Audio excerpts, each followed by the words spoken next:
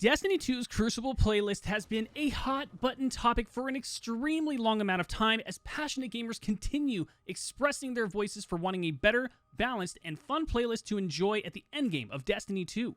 It's no surprise that many Destiny community members simply want the best Crucible playlist that Bungie could ever provide. Today, I'm going to be discussing my reflective opinion on the current state of Crucible, what I believe the current strengths of the playlist are, as well as constructive feedback about what I believe the current limitations are as of the current season. I'll be touching base on the sandbox, abilities, the modes themselves, and of course, skill-based matchmaking. If you enjoyed the discussion in this video and look forward to more Destiny discussions, please take a moment to drop a like, subscribe, and comment your own thoughts on Destiny's Crucible playlist, and also join in on January 2023's headset giveaway in the description below. I'm going to start by saying something I guarantee many people will disagree with. But Destiny 2's current sandbox this season is actually in a great state. Aside from a handful of highly oppressive weapons like Jade Rabbit, the obvious Dead Man's Tale, certain pulse rifles, and extremely high-range non-exotic slug shotguns, the weapon variants I've witnessed in matches has been a huge breath of fresh air where players are utilizing every weapon archetype in the character builds they're creating. Each weapon has its best range of effect and perks look to be very well balanced. Because of this, I'm also seeing a vast change in how players are placing themselves around maps as well as rotating with their teams. This is fantastic, but of course it's not without its issues. The current sandbox unfortunately promotes range over engagement, so it's not uncommon to find players camping close to their spawn area with pulses to keep distance between themselves and their opponents, not to mention the prior mentioned handful of weapons like Jade Rabbit or DMT that further incentivize players for doing so based on the weapon's current sandbox status. On the flip side, if you attempt to rush an engagement on an opponent close quarters, it's very possible you'll be met with an enemy shotgun that contains excessively high range and keeps an increased distance gap between you and them. This just seems very counterproductive to how shotguns should be built. They should absolutely be lethal, but less effective the further away a character becomes. And lastly, aerial effectiveness is still a very large concern for the overall health of Crucible as a whole. The forced grounding of players has been largely contested since it was introduced, and even now it's still a core issue, forcing players to build into effectiveness at the cost of other builds a player would want to lock into. In short, the main issues with the sandbox are severe passivity, no incentive to engage close mid, and aerial effectiveness, but the actual state of the sandbox is still in a great place to flourish with a few minor tweaks. Naturally, tuning the outlier weapons such as long-range pulses, DMT, and Jade Rabbit is a given. Bringing down their oppressiveness will balance out the impact closer in line with the remainder of the sandbox. Slug shotguns, I feel, need to be a much higher risk reward and should easily one-tap the closer you are to an opponent. It's way too forgiving to create distance with a slug shotgun and reward poor engagement. As a whole, reining in the effective range of slug shotguns just a bit, closing the gap between players and increasing its effectiveness at close range will make engaging close quarter combat feel that much more viable. Lastly, I'm going to echo exactly what the remainder of the community has stated. Aerial effectiveness needs to be considered for removal. Since its implementation, it's punished high mobility agile players under the guise of building into it, which nobody asked for. It essentially punishes players for utilizing the entirety of our characters and the mobility that naturally came with them. I truly hope that a discussion on aerial effectiveness is being considered, as building into aerial effectiveness at the expense of any other build is just not a fun experience to have.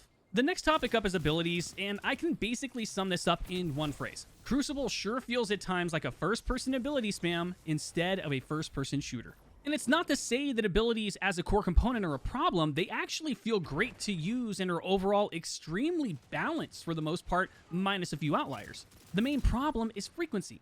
It's way too easy for someone to essentially eliminate cooldowns entirely and ability spam over weapon use. It's not that it happens often, but it does happen often enough. If Crucible wants to explore equal balance for all players and a healthier playlist, I would love to see a discussion opened up about universal cooldowns, where cooldowns are static and unchanged for all abilities across all players. From there, weapon use and kills trigger regeneration and promote reward for engagement instead of ability andes using passive cooldown waiting. Now, let's talk about the current modes available in Destiny. First, the new ranked competitive mode is an incredible step in the right direction for introducing players to meaningful competitive content. However, a few things do stand out that are weighing it down. The relegation and delegation series matches for moving to the next rank ladder just don't make sense. If you've already proven skill enough to move to the next rank, you should simply move to the next rank instead of proving it with more placement matches that too many variables could hinder. Also, the lack of placement rewards severely limit the mode's incentiveness. With no in-game leaderboards, cosmetics, titles, or really anything for that matter, reputation gains just aren't enough to make a player feel rewarded. In addition, I would love to see Destiny explore a 6v6 competitive tier that also allows players to experience higher energy competitiveness over 3v3 tactical.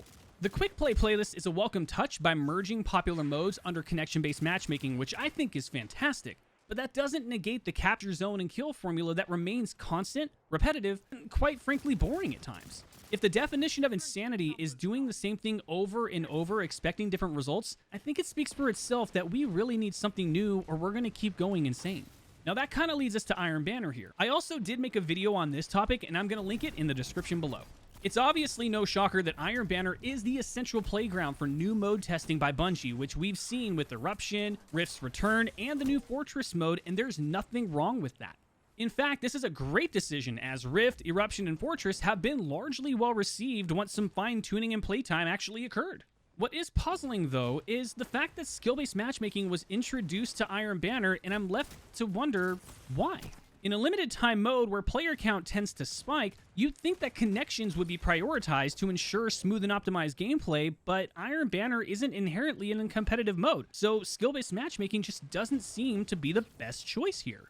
I love that Iron Banner continues to introduce new modes, and I do hope that this continues to be the decision moving forward, but I do hope that connection-based matchmaking does become the play. Trials continues to be the staple endgame mode that high-level players and casual players alike continue to look forward to by competing with friends to earn ultimate glory. However, even that itself has its flaws. The flawless pool as a whole is met with very mixed reception, ultimately an environment that players tend to avoid once it goes live. It's no shocker that once players receive the rewards prior to the flawless pool activating, they're likely done with trials the remainder of the weekend and won't play. Removing the flawless pool entirely and expanding the trials card options really feels like the best step moving forward. Allow players to achieve 7 wins to the Lighthouse while also providing a flawless 7-win additional reward to incentivize players to enjoy the playlist more without feeling gatekept by a forced flawless. Also, expand the rewards for card progression. If Trials is going to flourish, discussions need to be made about how all players of all skill levels can feel rewarded for their time investment regardless of how far in the cards they go. As a whole, the Crucible playlist is largely limited by 2 things: variance and time. Any objective playlists outside of Controller Clash are largely time-gated and rotating rather than available in a playlist for players to enjoy. This is honestly a huge hindrance. Crucible feels at its best when there are numerous objective modes to play beyond Clash or Control. There also needs to be a serious discussion about completely restoring all of the Crucible maps from the Destiny content vault and exploring the introduction of a map voting system. Even though we have a decent assortment of maps at the moment, too often you'll be met with repeating maps, which is just unfun to play since players have no control over what map they're going to be competing on. Placing map voting and expanded map pools would tenfold increase the reception of Crucible with just those 2 options. And our last topic of the video is, of course, the infamous skill-based matchmaking. Now, of course, there's an argument that skill-based matchmaking does have a place and a purpose, and that's absolutely respectable. But for Destiny as a peer-to-peer connection game, this is probably the hardest decision to make, as connection should clearly take precedence for the overall health of the mode. It's extremely frustrating to enter a match where ghost bullets, teleportation, and sudden death glitches completely ruin the Crucible experience for players. Although Bungie is continuing to explore new matchmaking systems internally, skill-based matchmaking at the moment needs to be considered for only the competitive rank playlists and trials, while all other Crucible playlists remain connection-based, including Iron Banner. If Bungie wants to continue exploring new matchmaking types, which is amazing by the way, the Crucible Labs I feel would likely be the best place for this to occur. Overall, if I had to rate the State of Crucible for this season between a 1 and a 10, I would give it an honest rating of about a 7.5. Crucible really is best played with friends, and overall it's actually in a pretty great state for the upcoming Lightfall release with just a few solid changes and continued constructive feedback from players about what will make the mode that much better. Thank you so much again for watching this video, and if you're looking forward to more Destiny discussions, please be sure to like, subscribe, and comment your own thoughts on the State of Crucible below. Thank you for being the reason I get to do what I do, because without you, I could not do this, and until the next video, game on.